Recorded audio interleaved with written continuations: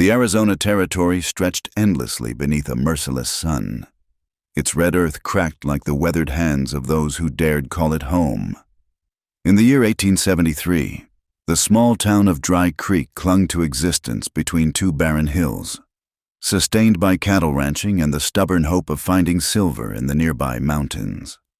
Dust devils danced across Main Street, past the saloon where men sought refuge in whiskey and tall tales, past the general store with its meager supplies, and out toward the scattered homesteads that dotted the unforgiving landscape. Among these modest dwellings, none was more humble than the ramshackle cabin perched on the eastern slope of Copper Ridge. Here lived Samuel "Sam" McKenna, a man of 28 years whose life had been carved by hardship as surely as wind-shaped stone.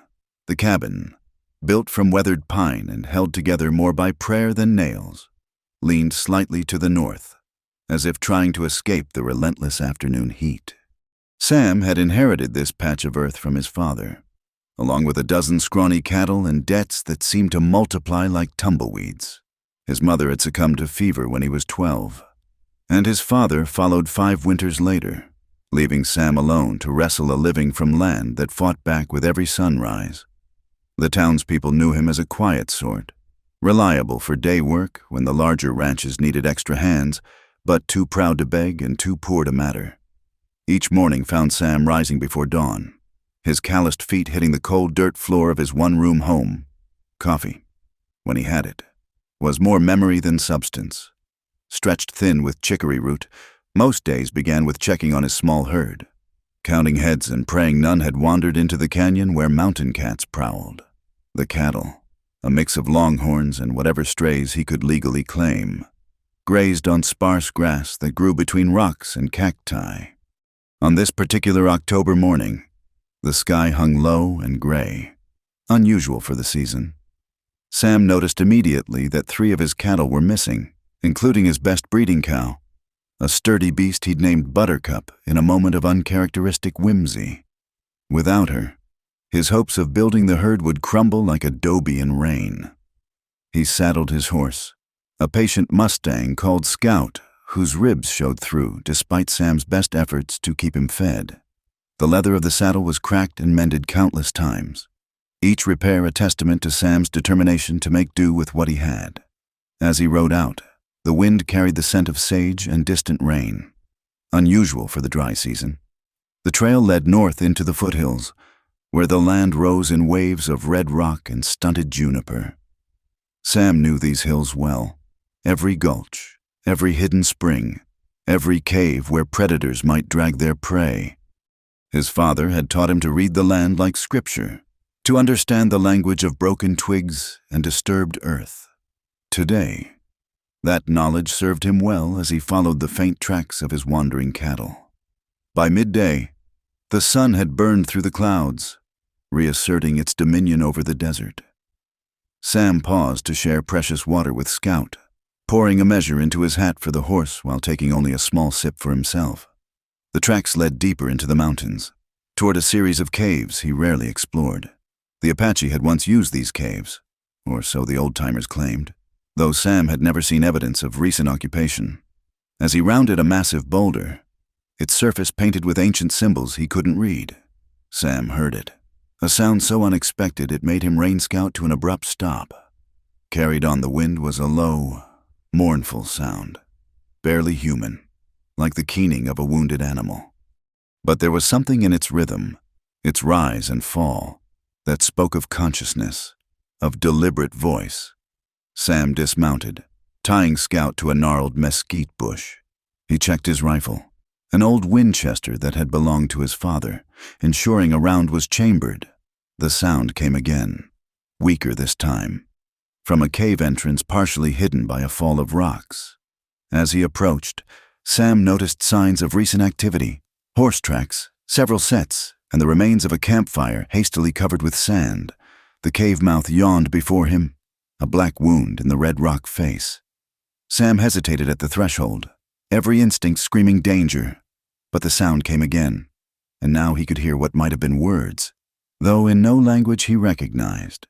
Taking a deep breath that tasted of dust and ancient stone, he stepped into the darkness, His eyes slowly adjusted to the gloom.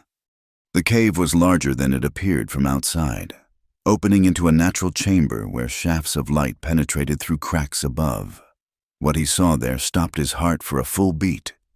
Two figures huddled against the far wall, and even in the dim light, Sam could see the iron shackles that bound their wrists and ankles to rings hammered into the stone. They were young women, their long black hair matted with dirt and blood, their clothing, what remained of it, marking them as Apache. Their eyes, when they lifted their heads at his approach, held a wild terror mixed with exhausted resignation. The nearest one, who couldn't have been more than 20 years old, tried to speak. Her voice, cracked from thirst and disuse, emerged as barely a whisper. The words were English, heavily accented and broken. "Please, no more. We have nothing left." Sam stood frozen, his mind struggling to process the horror before him. These women had been chained here like animals, left in their own filth, their bodies showing signs of abuse he didn't want to acknowledge. The younger one, perhaps 17, hadn't even raised her head, her spirit seemingly broken beyond repair. "Dear God," Sam breathed, the first prayer he'd uttered in years. He took a step forward, and both women flinched, pressing themselves harder against the unyielding stone. "No, no," he said softly, holding up his empty hands. I won't hurt you." The older sister, for now that he looked closer, he could see the resemblance in their features, watched him with eyes that had seen too much. When she spoke again, her words sent a chill through Sam's soul. Poor rancher found two Apache sisters chained in a cave. Their next act left him exhausted. The prophecy, if that's what it was, hung in the air between them like smoke from a signal fire. Sam understood then that whatever he chose to do in the next moments would change the course of all their lives. Outside, Scout whinnied nervously, as if sensing the approach of riders on the wind. Time was running short, and Sam McKenna, poor rancher and nobody of consequence, stood at the crossroads of conscience and survival. Sam's hands trembled as he reached for the knife at his belt, the worn handle familiar against his palm. The older sister's eyes tracked his movement, her body tensing despite its obvious weakness. He moved slowly, deliberately, speaking in the soft tone he used with spooked horses. "Easy now," he murmured, kneeling beside them. "I'm going to cut these ropes, that's all." The hemp ropes binding their wrists had cut deep grooves into the flesh, crusted with dried blood. Sam's stomach turned as he worked, sawing through the fibers with careful strokes. The women remained still as statues, though he could feel them trembling beneath his touch. When the first rope parted, the older sister's arm fell limply to her side, muscles too damaged to hold their own weight. The shackles were another matter. Iron rings, thick as a man's thumb, secured with heavy locks. Sam studied them, his mind racing. From his saddlebag, he'd brought tools for mending fence wire, including a small hammer. It would have to do. "This is going to be loud," he warned, positioning the hammer against the lock mechanism. The first blow rang through the cave like a church bell, surely audible to anyone within a mile. The younger sister whimpered, the first sound he'd heard from her. 3 more strikes, each one echoing his mounting anxiety, before the lock cracked and fell away. As he worked on the remaining shackles, Sam's mind cataloged the evidence around them. Empty water gourds, remnants of hardtack, a bucket in the corner that spoke to the basest human cruelty. Whoever had done this intended to keep these women alive but broken, returning periodically to. He pushed the thought away, focusing on the task at hand. When the last shackle fell away, both women collapsed forward, unable to support themselves. Sam caught the older one, surprised by how light she was, like holding a bundle of sticks wrapped in cloth. Her skin burned with fever. "Can you stand?" he asked. She tried, legs shaking like a newborn colt's, but crumpled immediately. The younger one hadn't even attempted to move, curled on her side with eyes squeezed shut. Sam made his decision. "We're getting out of here, all of us." He shrugged off his coat, wrapping it around the older sister's shoulders. She flinched at first, then pulled it tight, her fingers clutching the rough fabric like a lifeline, supporting her weight. Sam half carried, half dragged her toward the cave entrance. "Wait here," he said, propping her against the wall where fresh air could reach her lungs. "I'll get your sister." The younger one was barely conscious, her breathing shallow and ragged.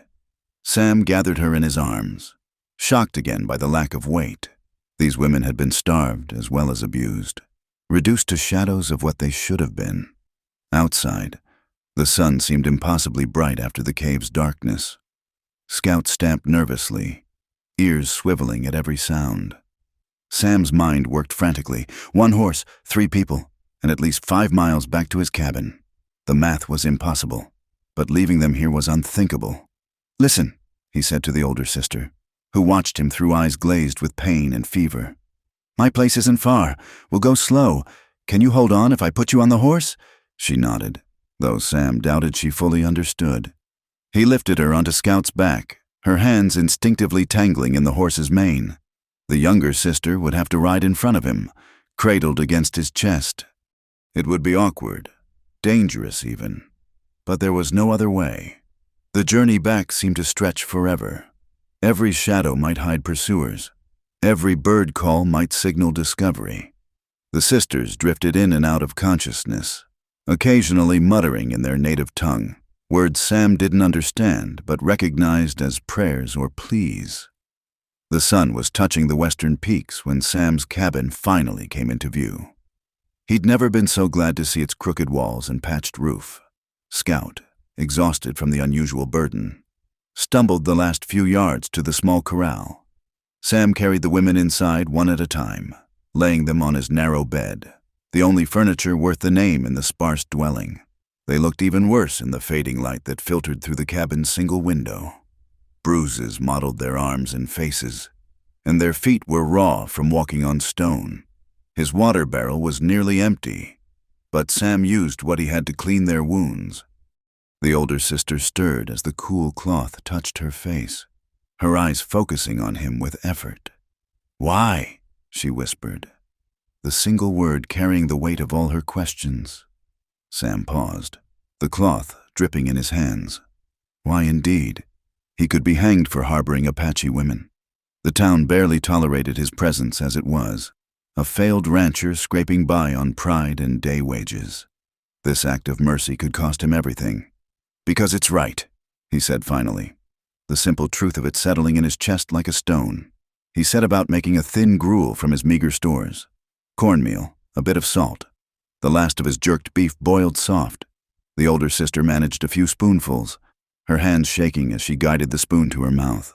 The younger one had to be fed like a child, Sam patient with each small swallow.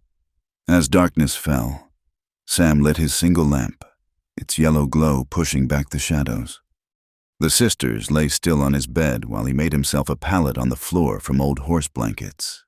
The older one watched him, her dark eyes following his movements. "I am Sarah," she said suddenly, the English name strange on her tongue. "This is my sister, Mary, the mission school." She trailed off, exhaustion claiming her words. Sam understood. Many Apache children had been given Christian names at the missionary schools, their true names forbidden. It was one cruelty among many. "I'm Sam McKenna," he replied. "You're safe here. Rest now." But even as he spoke the words, he knew they might be a lie. Through the thin walls, he could hear Scout's nervous movements, the horse sensing something Sam's human ears couldn't detect. The night wind carried sounds, or was it his imagination? Hoofbeats, voices. Sarah must have sensed it too, despite her weakness. She struggled to sit up. "They will come," she said, her voice stronger now, driven by fear. "The men who took us, they come back, always come back." "How long were you there?" Sam asked, though he dreaded the answer. 7 suns, maybe more. Time. She gestured helplessly. My sister stopped speaking after the 3rd day. Sam's jaw tightened. 7 days of hell, and by pure chance or providence, he'd found them. But their captors would indeed return. expecting to find their victims still chained and helpless. "How many men?" he asked, checking his rifle again. Sarah held up 4 fingers. "White men, from town. Maybe. They spoke of selling us, far away, where no one would know." The implications chilled Sam to his core. He'd heard whispers of such trafficking. Apache women disappearing, sold to brothels in Mexico or mining camps where law was just a word. But to know it was happening here, so close to home. A coyote howled in the distance, its cry taken up by others until the night filled with their song. Mary whimpered in her sleep, and Sarah reached out to stroke her sister's hair, the gesture achingly tender. "Sleep," Sam urged.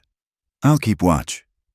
He positioned himself by the window, rifle across his knees, staring out into the darkness. The stars wheeled overhead, indifferent to human suffering, while Sam McKenna sat vigil over 2 broken sisters and wondered what dawn would bring. The night grew cold, October's chill seeping through the cabin's gaps. Sam fed the small stove, mindful of his dwindling wood supply. In the bed, the sisters huddled together, Sarah's arms protective around Mary even in sleep. Their breathing had evened out, no longer the ragged gasps of the cave, but something approaching normal rest. Near midnight, Sam heard it, the distinct sound of shod hooves on stone, still distant but approaching. His hands tightened on the rifle. The poor rancher had found 2 Apache sisters chained in a cave, and their next act, surviving, healing, possibly learning to trust again, would indeed leave him exhausted. But first, they all had to live through the night. The hoofbeats faded into the night, leaving Sam rigid at his post until dawn painted the eastern sky pink and gold. Only when full daylight arrived did he allow his shoulders to slump, exhaustion pulling at him like lead weights. The sisters still slept, Sarah's arm protective over Mary, both of them lost in whatever refuge sleep could provide. By the second day, whispers had already begun to circulate through Dry Creek. Jake Morrison, who ran the feed store, mentioned seeing smoke from Sam's chimney at odd hours. "That McKenna boy's burning wood like he's got company," he told anyone who'd listen. Martha Pritchard, the minister's wife, noted Sam hadn't come to town for his usual weekly supplies. The saloon was where talk turned ugliest. 4 men sat nursing whiskeys that grew meaner with each glass. Carl Brennan, whose ranch bordered Sam's meager holding. Tom and Pete Garrison, brothers who hired out for whatever work paid, legal or otherwise. And Eugene Hollis, a man whose cruel streak was known to everyone but discussed by none. "I tell you, something ain't right up there." Carl slurred, his red face growing redder. "Saw tracks leading to his place. More than 1 horse, but only his nag in the corral when I rode by. Maybe he's finally found himself a woman," Tom suggested with a leer that made the other men laugh. "What woman would have that poverty-struck fool?" Eugene spat. "Unless," his eyes narrowed with sudden speculation, "unless he found something that didn't have a choice." Meanwhile, Sam knew nothing of the poison spreading through town. His world had shrunk to the confines of his cabin, where he tended the sisters with growing concern. Sarah's fever had broken, but Mary remained trapped in some inner darkness, responding only to her sister's voice and touch. On the 3rd morning, Sam led them to the stream that ran behind his cabin, a small mercy of clear water that bubbled up from an underground spring. The October air was crisp but not cold, the cottonwoods along the bank showing the first hints of gold. Sarah helped Mary wade into the shallows, speaking soft Apache words that sounded like music. Sam turned his back, giving them privacy, but remained alert for any sign of danger. The sound of water and quiet voices, the normalcy of it, seemed almost miraculous after the horror of the cave. "Mr. Sam?" Sarah called softly. He turned to find her helping Mary from the water, both of them looking more human despite their still gaunt frames. "She spoke. Just my name, but she spoke." The triumph in Sarah's voice made Sam's throat tight. "That's good," he managed. "That's real good."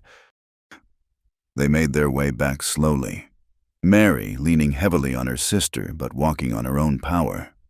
Sam had given them his only spare clothes, old work shirts and pants that hung on them like sacks. but were clean and whole. Their own garments had been too damaged, too stained with memories, to keep inside the cabin. Sam prepared another simple meal while the sisters sat close together on the bed. He'd learned Sarah understood more English than she initially let on, her education at the mission school returning as her strength did. "Your family," Sam ventured carefully, stirring the pot of beans and salt pork. "Are they gone?" Sarah said simply. "Soldiers came in the spring. Our mother tried to hide us, but—" She shook her head. "We ran, Mary and I. For many days we ran. Then the bad men found us." Mary made a sound at this, pressing closer to her sister. Sarah murmured something in Apache, stroking her hair. "We cannot stay." Sarah continued, her voice steady despite the pain in it. "You have been kind, but we bring danger. The men who took us, they will search. And your people." She gestured toward town. "They will not understand." Sam wanted to argue, but he knew she was right. Already he'd spotted riders in the distance, circling his property like buzzards. It was only a matter of time before someone came calling. That time came sooner than expected. Sam was checking on Scout when he heard horses approaching, multiple riders, making no effort at stealth. He grabbed his rifle and stationed himself on the porch, trying to look casual despite his racing heart. 4 men reined up just outside his fence line. Carl Brennan led them, his face flushed with drink despite the early hour. The Garrison brothers flanked him, hands resting too casually on their pistol grips. Eugene Hollis brought up the rear, his cold eyes scanning the property. "Morning, McKenna," Carl called out, his voice carrying false friendliness. "Haven't seen you in town lately." "Been busy," Sam replied shortly. "Fence needed mending." "That's so?" Eugene nudged his horse forward. "Funny thing, Jake Morrison says he saw tracks up this way, ladies' footprints. He claimed small ones." Sam's grip tightened on the rifle.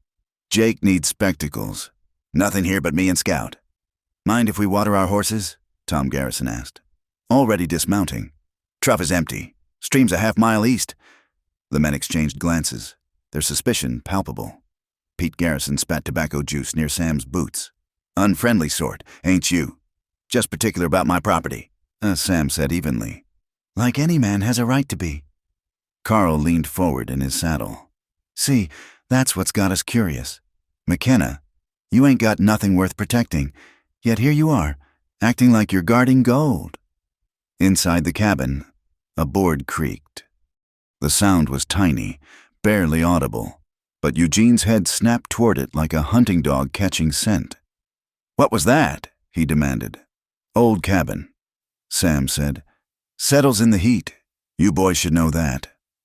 The tension stretched taut between them. Sam could see Eugene's hand moving toward his gun, saw the calculation in Carl's eyes. They wanted an excuse, any excuse, to search his property. Then, from the direction of town, came the sound of a bell, the church bell, ringing the pattern that meant fire. All heads turned toward the plume of smoke rising in the distance. "That's coming from Main Street," Pete exclaimed. Carl cursed. His store was on Main Street. "We'll continue this later. McKenna," he promised, wheeling his horse around. The 4 men galloped off, leaving dust and threats hanging in the air. Sam waited until they were out of sight before going inside. The sisters were huddled together behind the door, Sarah clutching a kitchen knife he hadn't even known she'd taken. "They will be back," she said unnecessarily. "I know." Sam ran a hand through his hair, thinking furiously. "We need to move you. Tonight, there's caves further up the mountain, places even I barely know." "No more caves," Mary spoke suddenly, her voice hoarse from disuse. It was the first time Sam had heard her speak in English. "No more darkness." The plea in her voice nearly broke him. Sarah gathered her sister close, meeting Sam's eyes over Mary's head. "Then what?" Sarah asked. Sam thought of the old Apache trails his father had shown him, paths that led deep into the territory where few white men ventured. It would be dangerous, but staying here was becoming impossible. "There's Apache bands still free in the mountains." he said slowly. "Small groups that avoided the reservation, if I could get you to them." You would do this?" Sarah's voice held wonder. "Risk your life for Apache women?" Sam looked at them, two sisters who'd survived hell and still held each other with such tenderness. "Appears I would," he said simply. That evening, as Sam prepared for their departure, he taught them a few English words they might need. Sarah proved a quick student, her intelligence shining through despite her ordeal. Mary remained mostly silent, but watched everything with eyes that seemed to be slowly returning to life. As darkness fell, they shared what might be their last meal in the cabin. Beans, cornbread, the last of Sam's preserved peaches. It felt almost like a family dinner, something Sam hadn't experienced since his parents died. "Thank you," Sarah said quietly as they ate. "Not just for food, for seeing us as human." The simple statement hit Sam harder than any fist could have. That such basic decency was remarkable enough to warrant thanks spoke volumes about the world they lived in. Later, as they prepared to sleep before the pre-dawn departure, Sam heard Sarah singing softly to Mary, an Apache lullaby that rose and fell like wind through canyon walls. He lay on his pallet, rifle within reach, and wondered how his simple search for lost cattle had led him here, sheltering two Apache sisters whose next act would indeed leave him exhausted. But perhaps, in the end, not alone. They left in the dead of night, when even the coyotes had fallen silent. Sam had packed what little he could: blankets, food, his father's old canteen, ammunition for the rifle. The sisters wore his spare boots, too large but better than barefoot on the rocky mountain trails. Scout carried their supplies while the three of them walked, Sam leading with Sarah and Mary following close behind. The first miles passed without incident, the familiar paths around his property giving way to rougher terrain. Sam guided them by starlight and memory, following trails he'd explored as a boy when the world seemed full of adventure rather than danger. But as they climbed higher into the mountains, the temperature dropped, and Mary began to stumble more frequently. "We need to rest," Sarah whispered, supporting her sister's weight. Sam found a sheltered spot beneath an overhang of rock, protected from the wind. They huddled together, sharing the blankets and what warmth they could generate. Mary shivered uncontrollably, her body still weak from the ordeal in the cave. "She won't make it like this," Sarah said quietly, her eyes meeting Sam's in the darkness. The unspoken question hung between them. Should they turn back? Before Sam could answer, the sound of horses echoed from below. Not just one or two riders, but several, moving with purpose through the night. Sam pressed a finger to his lips, drawing the sisters deeper into the shadows. The hoofbeats grew closer, accompanied by voices that carried on the thin mountain air. "They came this way. I'm sure of it," Eugene Hollis's voice, sharp with frustration. "In the dark, you're seeing ghosts." One of the Garrison brothers replied, "I know what I saw. That Apache lover McKenna had them squaws hidden in his shack. $20 gold says I'm right." Sam's blood ran cold. They weren't just angry townsmen anymore. They were hunters, and they smelled profit. The trafficking Sarah had mentioned wasn't just a distant threat. These men were part of it. The riders passed below their hiding spot, so close Sam could hear the creak of leather saddles. Mary pressed her face against Sarah's shoulder, stifling a cough that wanted to escape. Long minutes passed before the sounds faded into the distance. "They'll be back," Sam whispered. "Come daylight, they'll see our tracks." He made a decision that went against every instinct for self-preservation. Instead of continuing up the mountain, he led them sideways along a treacherous deer path that curved back toward the valley. It was dangerous in the dark, but it might confuse their pursuers. As dawn approached, they found themselves in a small canyon Sam remembered from childhood expeditions. A seasonal stream had carved hollows in the rock walls, creating natural shelters. More importantly, the rocky streambed would hide their tracks. "Wait here," he told the sisters, settling them in one of the deeper hollows. "I'm going to lay a false trail." Sarah grabbed his arm as he turned to go. "You come back," she said fiercely. "You must come back." The intensity in her voice surprised him. Sam nodded, squeezing her hand briefly before heading back the way they'd come.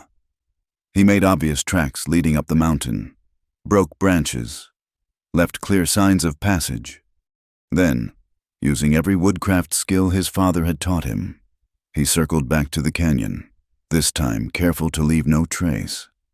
The sun was well up when he returned to find Sarah standing guard while Mary slept. The older sister's face flooded with relief when she saw him. "I thought," she began, then shook her head.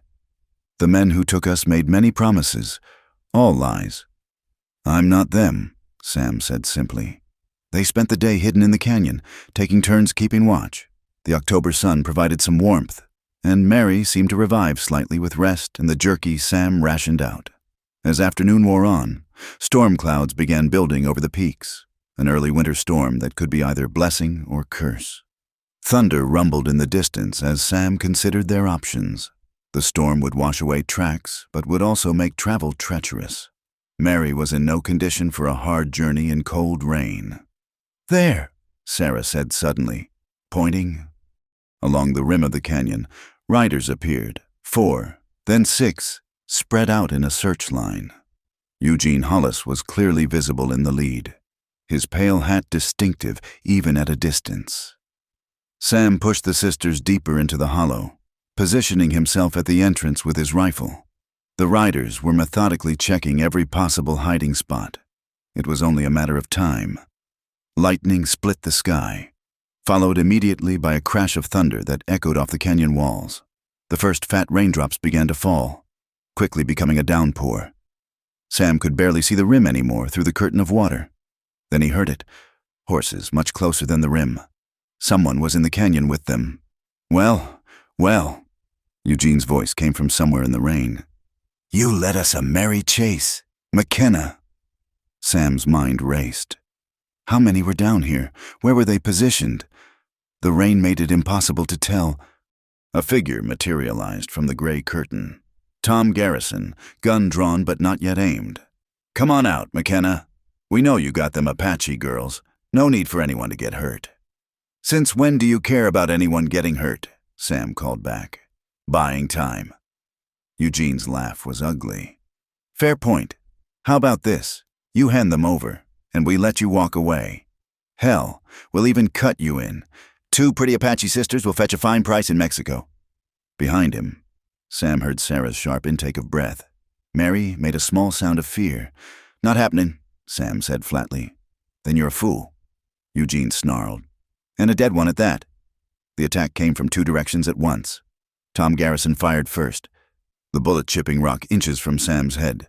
Sam returned fire, his shot catching Tom in the shoulder and spinning him around. But Pete Garrison was already moving in from the other side. Sam pivoted, firing again, but his foot slipped on the wet rock. Pete's shot took him high in the chest, the impact driving him back into the hollow. Pain exploded through him like lightning, hot and sharp, and stealing his breath. "Sam!" Sarah's scream cut through the rain and gunfire. More shots rang out, but Sam couldn't tell from where. His vision was going gray at the edges, and he could feel warmth spreading across his shirt.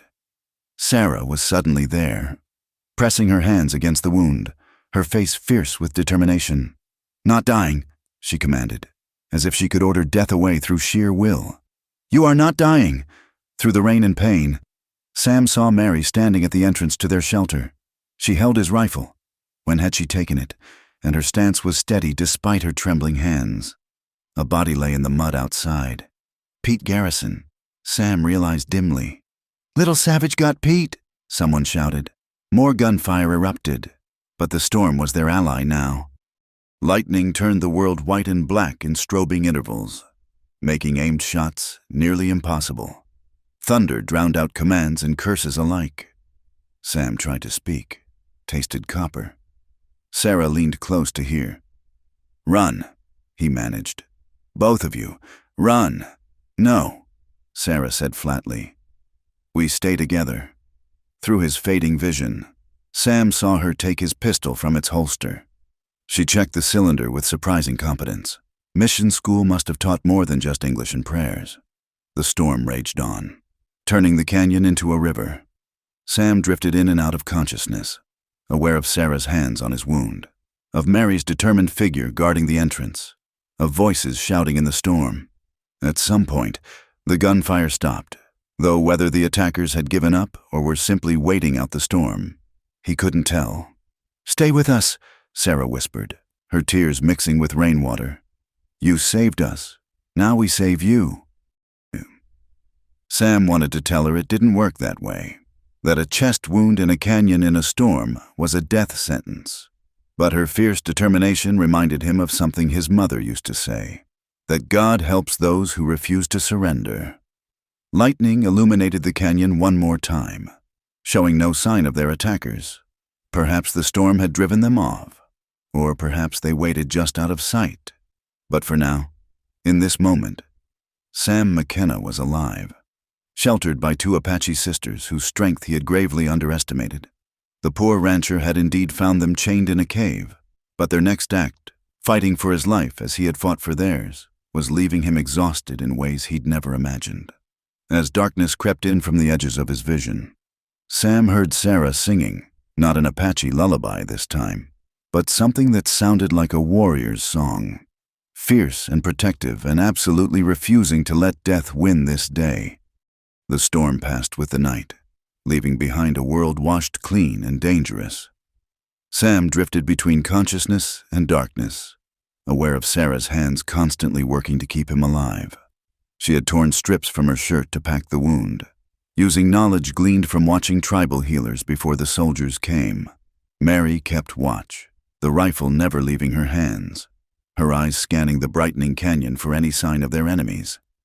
By full daylight, the extent of the previous night's violence became clear. Pete Garrison's body lay twisted in the mud 20 feet from their shelter, and blood trails suggested at least one other attacker had been wounded. But there was no sign of Eugene Hollis or the remaining men. "We cannot stay," Sarah said, her voice hoarse from the night's vigil. "They will return with more men." Sam tried to speak, managed only a wet cough. The pain in his chest was a living thing, pulsing with each heartbeat. He knew Sarah was right, but he also knew he couldn't walk 10 feet, let alone navigate mountain trails. "Go," he whispered.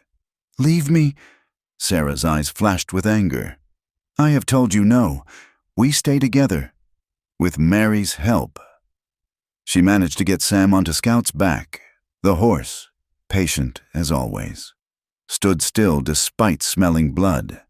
They fashioned a rough travois from branches and the blankets, knowing it would leave obvious tracks, but having no choice. Sam slumped forward over Scout's neck, semi-conscious, while the sisters walked alongside, supporting him when he threatened to fall. They moved slowly down the canyon, away from the site of the ambush. Every step was agony for Sam, each jostle of the horse sending fresh waves of pain through his chest. But somewhere in his fading awareness, he marveled at the sisters' determination. These women he had saved were now saving him, despite having every reason to abandon him and flee. By midday, they had covered perhaps 2 miles. The sun beat down mercilessly, and Sam's fever was rising. Sarah called a halt near a cluster of cottonwoods where a spring created a small pool of clear water. "Mary, keep watch," she instructed, then turned her attention to Sam's wound. The sight that greeted her was not encouraging, despite her efforts. Blood still seeped through the makeshift bandages, and the skin around the wound was taking on an angry red color. Sarah cleaned it as best she could with spring water, packed it with fresh cloth, and tried not to show her despair. "Mission school," she said, talking as much to keep Sam conscious as to explain. "They made us help in the infirmary, said Apache girls needed useful skills." Her laugh was bitter. "Never thought I would use those skills like this?" Sam's eyes focused on her briefly. "Glad they taught you." He managed. As Sarah worked, Mary suddenly tensed. "Riders," she said, the single word sharp with warning. Sarah helped Sam behind the largest cottonwood, then joined her sister in the shadows. The sound of horses grew louder, but it wasn't the chaotic search pattern of the night before. This was organized, methodical. 3 riders came into view, and Sarah's heart sank. Eugene Hollis led them, his arm in a sling but his pale eyes sharp as ever. With him rode Carl Brennan and a man she didn't recognize, lean, weathered, wearing the distinctive vest of a tracker. They came this way, no doubt about it, the tracker said, studying the ground. Travois marks clear as day, moving slow. Eugene smiled, an expression devoid of warmth. Good, McKenna's hit bad. Then, this won't take long. The three men passed within 50 feet of the cottonwoods, but the tracker's attention was on the trail ahead. Sarah held her breath, feeling Sam's fevered weight against her shoulder. Mary had the rifle raised, ready, but 3 men against 2 exhausted women and a dying man. Then Carl Brennan spoke up. Hollis, maybe we should let this go. We already lost Pete, and Tom's shot up bad. Is it worth? Shut your mouth, Eugene snarled. Those savages killed Pete. They'll pay for that. And McKenna chose his side. He'll pay too. They moved on, following the false trail Sarah had carefully laid beyond the spring. But she knew it would only buy them minutes, maybe an hour at most. We need to hide better, Mary said, speaking more words at once than she had since the cave. Sarah nodded, looking around desperately. The cottonwoods offered some concealment, but not enough. Then she spotted it. A depression in the bank, where spring floods had carved out a hollow beneath the roots of the largest tree. It would be tight, uncomfortable, but it might work. Together. The sisters maneuvered Sam into the hollow. He groaned with pain but didn't fully wake, which was perhaps a mercy. They pulled brush across the entrance. Then Sarah did something that made Mary's eyes widen. She led Scout away, downstream, and released him. Go home, boy, she whispered to the horse. Lead them away. Scout, trained to return to his corral when freed, ambled off downstream. Sarah hurried back to the hollow, squeezing in beside Sam and Mary. They would have no horse now. No way to move Sam if discovered, but the ruse might buy them precious time. Within an hour, the hunters returned, the tracker reading signs with growing frustration. Horse went this way, but the travois marked stop, he reported. Either they lifted him off, or what? Eugene demanded. Or this is Apache trickery, the tracker said reluctantly. These women might know more woodcraft than we figured. Eugene's cursing echoed off the canyon walls. He ordered the men to spread out, search every possible hiding spot. Sarah could hear them thrashing through the brush, calling to each other, growing more frustrated by the minute. One searcher came so close that Sarah could see his boots through the screen of brush. She pressed against Sam, willing him to stay silent, feeling the shallow rise and fall of his chest against her hand. Mary had gone absolutely still, a skill learned from surviving in a world that wanted them dead. The boots moved on, gradually. The sounds of searching moved downstream, following Scout's trail. As afternoon shadows lengthened, an uneasy quiet settled over the spring. Sarah knew they couldn't stay hidden forever. Sam needed real medical attention, not her fumbling efforts. But moving him would likely kill him, and staying would mean certain capture when the hunters inevitably returned. What do we do? Mary whispered, voicing the question that haunted them both. Sarah looked at Sam's pale face, felt the heat of his fever. The poor rancher who had saved them was dying because of that choice. She thought of the Apache way, that a life saved created a debt that could only be paid by saving a life in return. We wait for dark, she decided. Then we will see. As twilight gathered, Sam stirred, his eyes opening with effort. Sarah. His voice was barely a whisper. Here, she said, leaning close. We are here. The men? Gone for now, looking for us downstream. Sam managed a weak smile. Smart. You're smart. Rest, Sarah urged. Save your strength. But Sam seemed to need to speak, perhaps sensing what Sarah already knew, that his time was running short. My mother, he said. She was kind, like you. Would have liked you both. Sarah's eyes burned with tears she wouldn't shed. You will tell us about her when you are well. Sarah. His voice grew even softer. If I don't. No, she said fiercely. You will not leave us. I forbid it. Despite everything, Sam almost laughed, though it came out as more of a pained exhale. Bossy, he murmured. Good, you'll need to be. As full darkness fell, Sarah made her decision. Staying meant death for all of them. Moving might kill Sam, but it offered a chance, however slim. She explained her plan to Mary, who nodded solemnly. Together, supporting Sam between them, they emerged from the hollow. He was barely conscious, feet dragging, but somehow stayed upright. Step by agonizing step, they began moving up the canyon, away from the spring and the searchers, toward the higher mountains where Sarah hoped, prayed, they might find help. Behind them, a coyote howled, or was it a signal? Sarah didn't look back. The night was their ally now, and she would use every moment of it. The poor rancher had found 2 Apache sisters chained in a cave, and their next act, this desperate flight into the mountains, was indeed leaving him exhausted. But they would not let him die, not while breath remained in their bodies. The stars wheeled overhead, indifferent witnesses to their struggle, as 3 unlikely companions climbed toward an uncertain dawn. The mountain path seemed to stretch endlessly upward, each step a monumental effort. Sarah and Mary supported Sam between them, their bodies straining under his weight as his strength continued to fail. The October night was cold at this elevation, their breath forming small clouds in the starlight. They had been climbing for hours when Mary suddenly stopped, her head tilted to listen. "Someone comes," she whispered. Sarah's heart sank. They couldn't run, couldn't hide effectively with Sam in his condition. She reached for the pistol at her waist, prepared to make their last stand here on this lonely mountainside. But the figures that emerged from the shadows weren't Eugene Hollis and his men. 3 Apache warriors materialized from the darkness like ghosts, weapons ready but not yet raised. The lead warrior was older, his face weathered by years of survival in these harsh lands.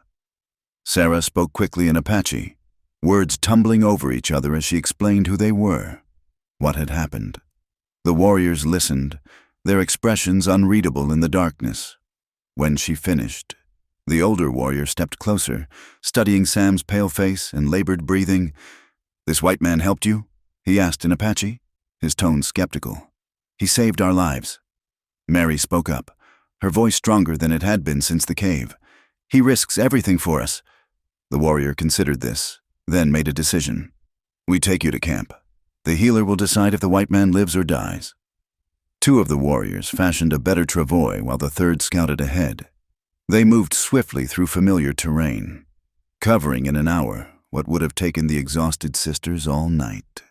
Sam drifted in and out of consciousness, occasionally muttering words none of them could understand. The Apache camp was hidden in a box canyon, accessible only through a narrow defile that could be defended by a handful of warriors. Perhaps 30 people lived here, survivors of various bands who had escaped the reservation, clinging to freedom in these remote mountains.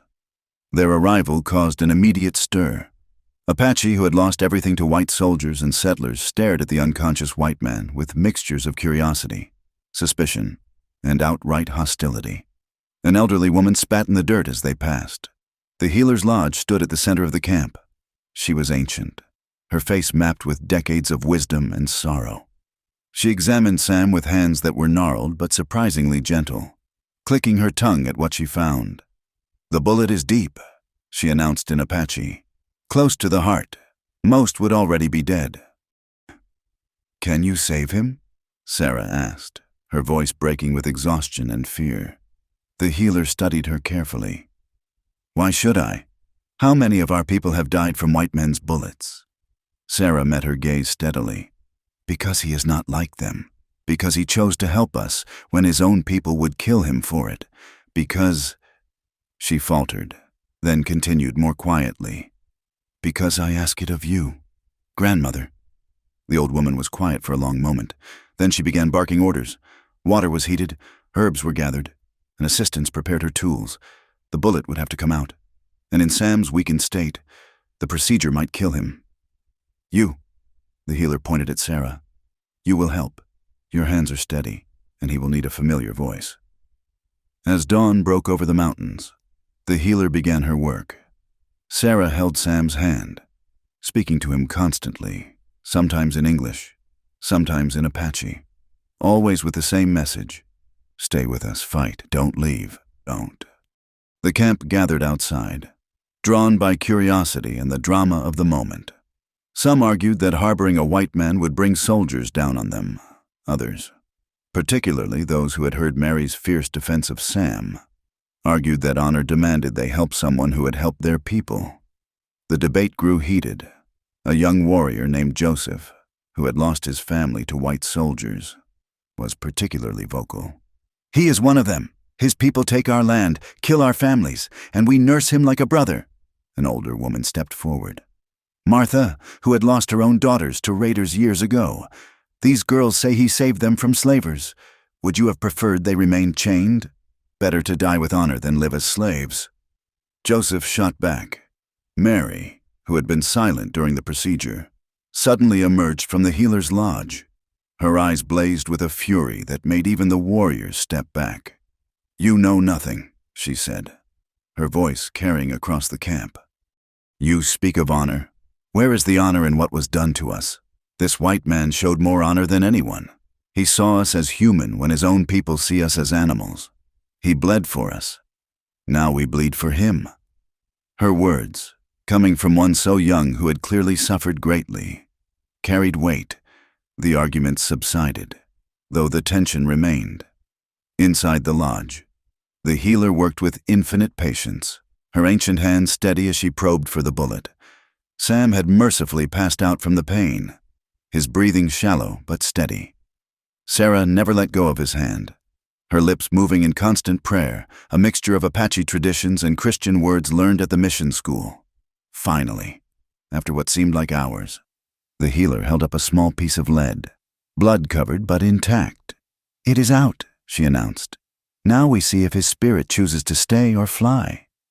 The wound was packed with healing herbs and wrapped in clean cloth. Sam was laid on a pallet of soft furs, his face gray as ash but still drawing breath. Sarah and Mary took positions on either side of him, prepared to maintain their vigil.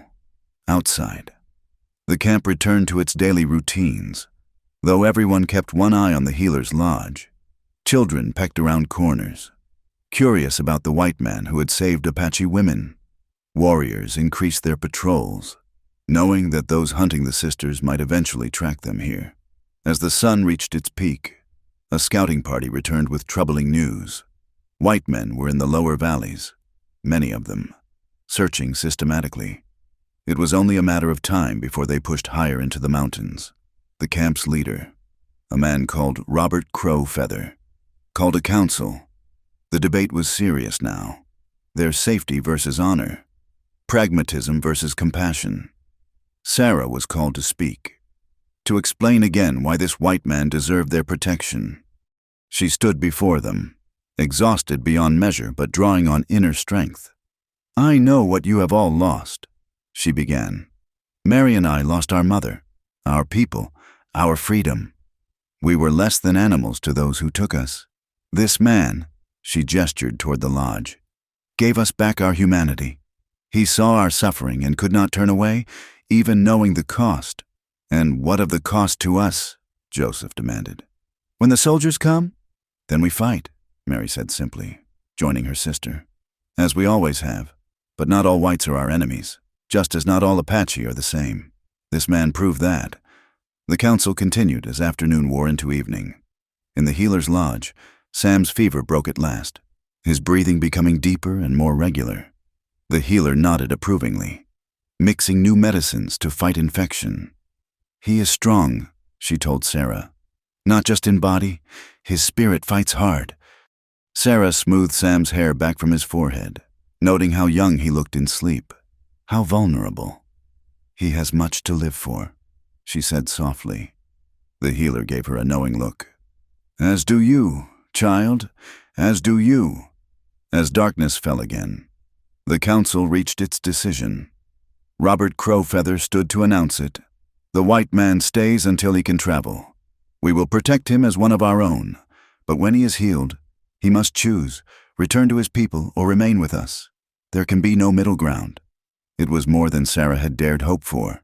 She bowed her head in gratitude, then returned to Sam's side. Mary was already there, having barely left except when forced. He will live, Mary said with quiet certainty.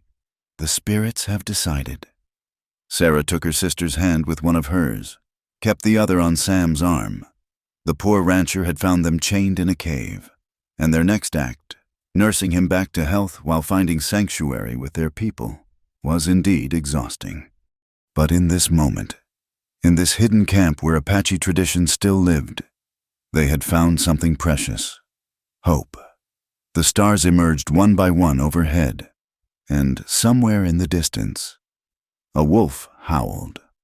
Not a threat, but a reminder that wild things could still survive in this changing world. Sarah settled in for another long night of watching and waiting, her heart full of a feeling she didn't quite dare name yet. The fever dreams came in waves, pulling Sam between darkness and strange visions. He saw his mother's face, young and smiling as she taught him to read by candlelight. His father, strong hands guiding his own on the plow. But most often, he saw Sarah and Mary, sometimes in the cave where he'd found them, sometimes here beside him, their faces shifting between worry and hope. On the third day, he woke fully for the first time. Sunlight filtered through the lodge's smoke hole, painting patterns on the buffalo hide walls. Sarah was there immediately, her face lighting up when she saw his open eyes. "You have returned to us," she said softly, offering him water from a carved wooden cup. Sam drank slowly, his throat raw. "Where?" "Safe," Sarah assured him. "With my people, our people." The distinction wasn't lost on him. Sam tried to sit up, gasped at the pain that shot through his chest. Sarah's hands were gentle but firm as she pressed him back down. "The healer says you must not move yet. The wound is deep, but healing clean." "The men hunting us?" Sarah's expression darkened. "Still searching the valleys below, but they cannot find this place." Over the following days, Sam learned the rhythm of the camp. He watched through the lodge opening as Apache life continued around him. Women preparing food and tanning hides.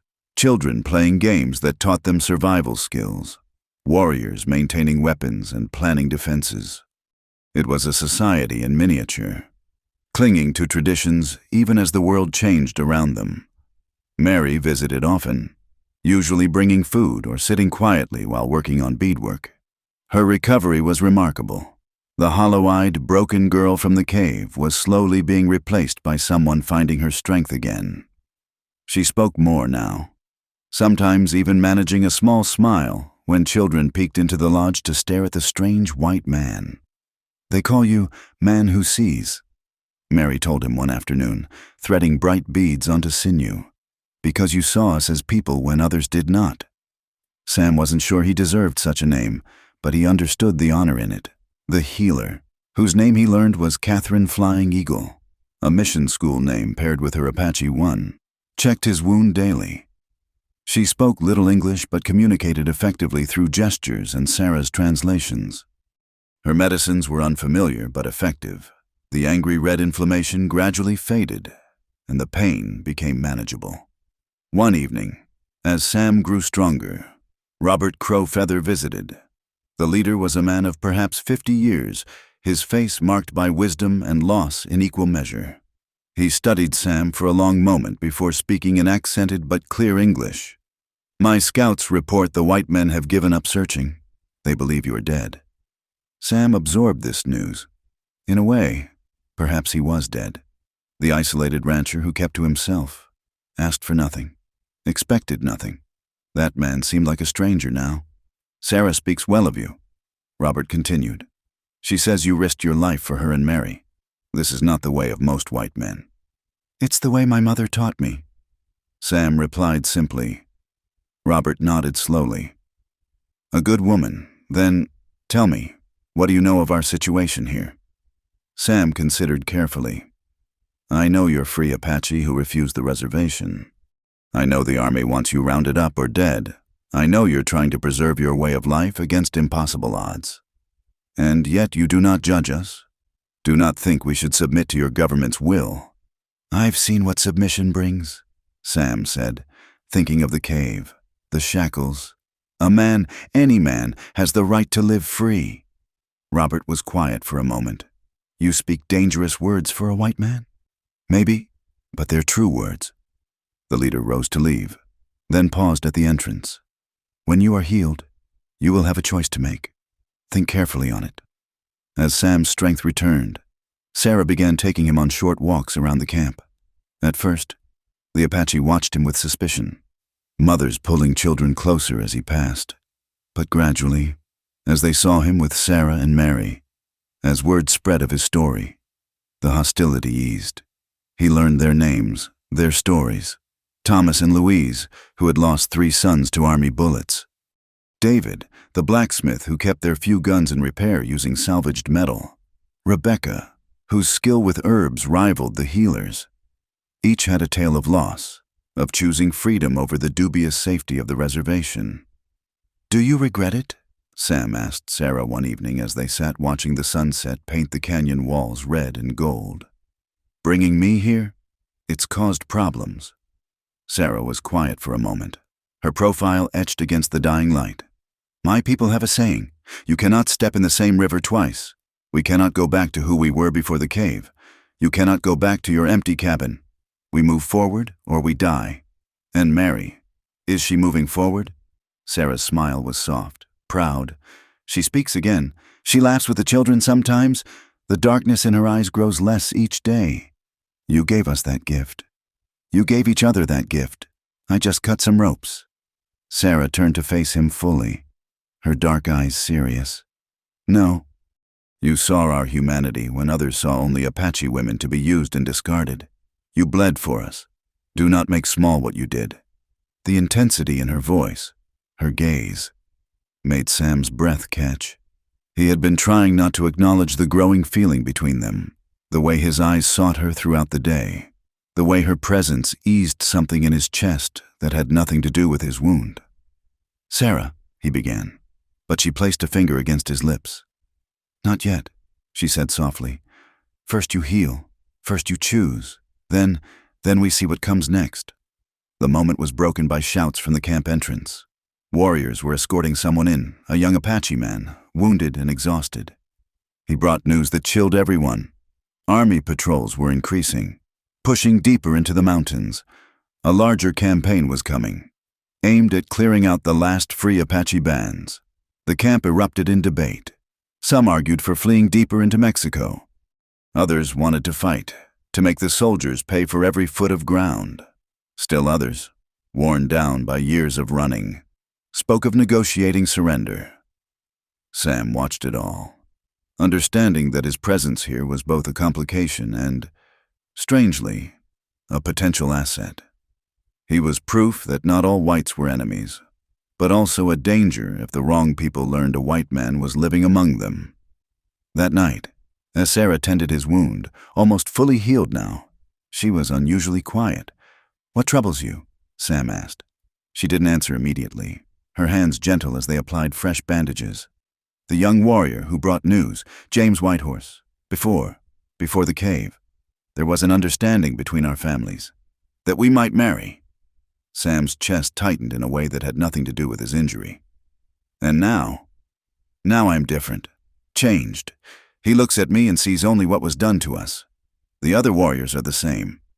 We are victims to them, damaged, even if they are too polite to say so." "You're the strongest person I know," Sam said fiercely. "You and Mary both." Sarah's hand stilled on the bandage. "You do not see us as damaged?" "I see survivors, warriors in your own right. Anyone who can't see that is a fool." Sarah's eyes filled with tears she didn't let fall. Instead, she leaned down and pressed her lips softly to his forehead. A blessing and something more. "Rest now," she whispered. "Tomorrow, the healer says you will be strong enough to choose." As she left, Sam lay in the darkness, knowing his choice was already made. The poor rancher had found 2 Apache sisters chained in a cave, and their next act, this journey toward healing and hope and possibly love, had indeed left him exhausted. but it had also brought him to life in ways he'd never imagined possible. Outside, the camp settled into sleep, sentries keeping watch against the dangers that pressed ever closer. But inside the lodge, Sam McKenna felt something he hadn't experienced since his parents died, the sense of being exactly where he belonged. The morning of choosing dawned crisp and clear, frost painting the canyon walls silver until the sun's first rays turned them back to red. Sam stood outside the healer's lodge for the first time without support, his legs steady though his chest still ached with deep breaths. The camp was already stirring, women building up fires, warriors preparing for morning patrols, children's laughter echoing off stone walls. Robert Crowfeather approached, his expression solemn. Behind him came several tribal elders, and Sam understood this was to be formal. Witnessed, binding. "Sam McKenna," Robert began, using his full name with careful pronunciation. "You have lived among us, eaten our food, been healed by our medicine. Now you must choose. Return to your people, and we will help you leave safely. Stay with us, and you become one of us, sharing our struggles, our dangers, our fate." Sam had thought about this moment constantly during his recovery. He looked around the camp, at the faces watching him. Some suspicious still, others curious, a few openly friendly. His eyes found Sarah and Mary standing near the central fire. Sarah's face was carefully neutral, but Mary gave him the smallest of nods, encouragement from one survivor to another. "Before I choose," Sam said, his voice carrying in the morning stillness, "I need to speak." Robert gestured for him to continue. "My people, the whites, they're not all bad, just as Apache aren't all the same, but I've seen what fear and greed do. I've seen what happens when people stop seeing each other as human." He paused, gathering his thoughts. "I had nothing before. A failing ranch, no family, no purpose except surviving another day. Then I found Sarah and Mary, and everything changed." He turned to address the wider camp, raising his voice. "Some of you think I should go, that I bring danger. You're not wrong, but danger is coming anyway. Soldiers, settlers, the changing world. You can't fight that alone. And you can help us," Joseph challenged from the crowd. The young warrior's hostility had softened over the weeks but hadn't disappeared. "Maybe," Sam said honestly. "I can read, write, understand white law and white ways. I can teach those who want to learn. When dealing with traders or officials, I can help navigate their tricks. I'm not saying I can save anyone, but I can be useful." He took a breath, wincing slightly at the pull on his healing wound. "More than that, this place, these people, you've shown me what community means, what family means. I choose to stay, if you'll have me." Silence stretched across the camp. Then Catherine Flying Eagle stepped forward, the ancient healer moving with surprising grace. "I have watched this man," she said in Apache, her voice carrying the weight of years. "His spirit is good. He fought death to stay with the sisters who saved him, as they fought to save him. This is the way of family, not strangers." One by one, others spoke. Some opposed, warning of the complications a white face would bring. Others supported, having seen Sam's character during his recovery. Mary surprised everyone by speaking at length about honor, debt, and the courage to see beyond skin color. Finally, Robert called for the formal vote. It wasn't unanimous, but the majority was clear. Sam McKenna would stay. Sarah's carefully maintained composure cracked then, a smile breaking across her face like sunrise. She didn't run to him. That would be improper, but her eyes said everything necessary. The following days brought adjustment. Sam was given a small lodge at the camp's edge, close to Sarah and Mary's dwelling. He began contributing immediately, helping with repairs, sharing what knowledge he had of white movements in the area. His skill with horses, learned from years of patient work with Scout, proved particularly valuable.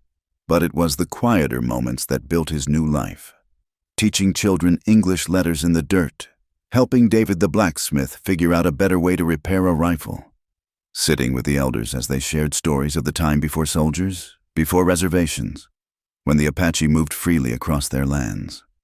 One evening, as October gave way to November and the first snow dusted the peaks. Sarah found him sitting alone, overlooking the canyon. The sun was setting, painting the world in shades of fire. "Regrets?" she asked, settling beside him. "None," Sam replied without hesitation. "You? About what?" "James Whitehorse, the life you might have had." Sarah was quiet for a moment. That life belonged to a different Sarah. The girl who went to mission school, who thought she could live in both worlds. That girl died in the cave. She turned to face him. The woman who lives now chooses differently. The look in her eyes made Sam's heart race. "Sarah." "Yes," she said simply. "Whatever you were going to say, yes." He kissed her then, there on the canyon rim, with the last light fading and the first stars emerging. It was gentle, careful of all they'd both been through, but full of promise. When they returned to camp, hand in hand, no one seemed surprised. Mary actually smiled, a full, genuine expression that transformed her face. "About time," she said in English, making several people laugh. As winter approached, the camp prepared for hard months ahead. Food was stored, shelters reinforced, strategies discussed for avoiding army patrols that would struggle in deep snow. Sam threw himself into the work, his body now fully healed, his purpose clear. One night, as snow fell softly outside, the camp gathered for storytelling. The elder speaking told of Coyote and his tricks, making the children giggle and adults nod at the wisdom hidden in humor. When he finished, he looked at Sam. "Our newest members should share a story," he suggested. Sam thought for a moment, then began. "This is a story about a poor rancher who thought he had nothing to offer the world. One day, searching for lost cattle, he found two sisters in desperate need. He told it simply, without embellishment, but the truth of it held everyone captive. When he reached the part about choosing to stay, Mary spoke up. "That's not the ending," she said. "The story continues." "How does it end?" a child asked eagerly. Mary looked at Sam and Sarah, then at the faces around the fire, her people, their people now. "It doesn't end," she said. "Good stories never really end. They just become part of bigger stories." The winter passed with its share of hardships and joys. Army patrols came close twice but never found the hidden canyon. A baby was born. An elder passed peacefully. Sam and Sarah were married in a ceremony that blended Apache tradition with a few Christian elements that felt right to them. Spring brought new challenges and new hopes. Word came that policies were shifting, that some officials spoke of better treatment for Apache, though no one was naive enough to fully believe it. The camp debated whether to send representatives to negotiate, and Sam's knowledge proved invaluable in crafting careful messages. One morning, as wildflowers bloomed across the canyon floor, Sam stood watching Sarah teach young women traditional weaving. Mary was with the children, her laughter bright as mountain water. The sight filled him with a contentment he'd never imagined possible. Joseph approached, the once hostile warrior now something approaching a friend. "Man who sees," he said, using Sam's Apache name. "I owe you an apology. I was wrong about you. You were protecting your people." Sam replied, "I'd have done the same." Joseph nodded, then smiled slightly. "Sarah says you're learning to trek. Tomorrow, I'll show you how we read signs whites miss. Might keep you alive longer." As Joseph walked away, Sam reflected on the strange turns life could take. The poor rancher had indeed found two Apache sisters chained in a cave. Their next act, not just survival, but the building of new lives. New connections, new hope had left him exhausted in the best possible way. That evening, the camp gathered again for stories and songs. Sarah pressed close against his side, Mary nearby with friends she'd thought she'd never have again. The fire crackled, sending sparks up toward stars that watched over Apache and white alike. "Poor rancher found two Apache sisters chained in a cave," Sarah whispered, echoing the words she'd spoken so long ago in darkness and despair. Their next act left him exhausted, but alive, and never alone again. Sam pulled her closer, breathing in the scent of sage smoke and home. "The best exhaustion I've ever known," he whispered back. And in that hidden canyon where Apache traditions lived on despite all attempts to destroy them, where love had grown from compassion and respect from understanding. Three souls who had saved each other continued writing their story. One day, one choice, one act of courage at a time. Thank you for listening to this story of love, survival, and redemption in the Old West. Where are you enjoying this tale from? Please share in the comments below. We'd love to connect with listeners from around the world. Don't forget to subscribe to From Wild West channel and share your thoughts about Sam, Sarah, and Mary's journey. What touched your heart the most? Let us know.